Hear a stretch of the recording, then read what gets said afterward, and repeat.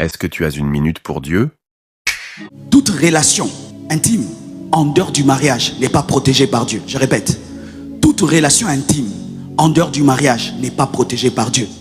Et si la personne avec laquelle tu couches a des démons, elle va te partager les démons. La plupart des gens n'ont pas un démon. La plupart ont beaucoup. Il a 10, il te donne 5. Et tu as couché avec combien? 10, 15. On t'a donné combien d'esprits impurs? C'est pourquoi, mes frères, vous devez épouser des gens qui vivent dans la crainte de Dieu. Sinon, vous épousez des poubelles.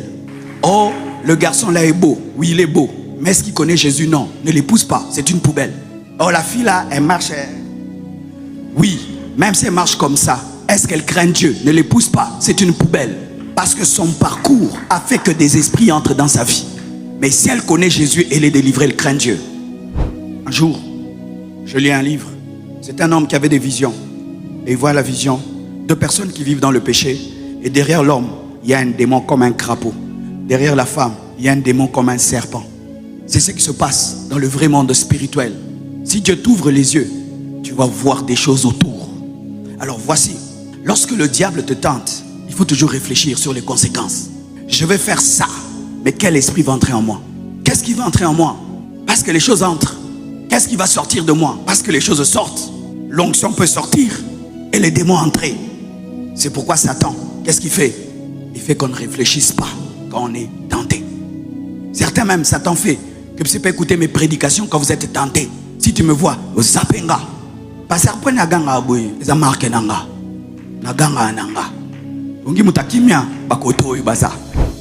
Pendant que tu as les projets de péché, tu ne veux plus écouter des prédications sur la sainteté, n'est-ce pas? Tu veux la motivation, la motivation. Non, toi tu n'as pas besoin de motivation. Toi tu as besoin de sanctification pour osana masume tondayo.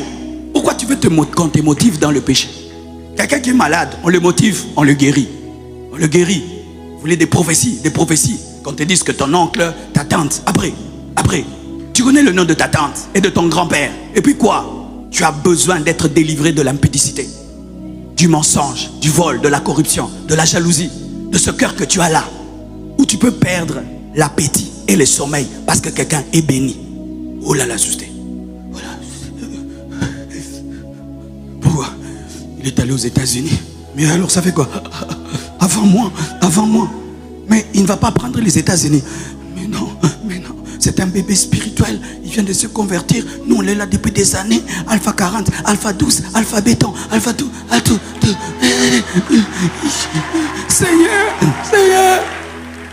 Seigneur, pourquoi tu m'as abandonné? Donc Dieu t'abandonne parce qu'il bénit quelqu'un, quoi. La bénédiction de l'autre est une confirmation que tu seras béni. Mais maintenant, le cœur là que tu as, qui ne peut pas dormir et qui ne peut pas manger, pas que quelqu'un est béni, c'est ce cœur là qui t'empêche d'être oint. Parce que Dieu ne bénit et ne oint que les sources de bénédiction. Les gens qui se réjouissent quand les autres sont bénis. Dans les choses d'onction. Moi j'ai prié pour des gens pour qu'ils voyagent. Moi je ne voyageais pas, mais j'étais heureux.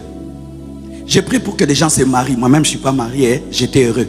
J'ai prié pour que des gens construisent des maisons. Ils ont construit, moi je n'avais rien. J'ai prié pour que les gens aient des voitures. Moi j'étais piéton. Dieu a vu ma joie.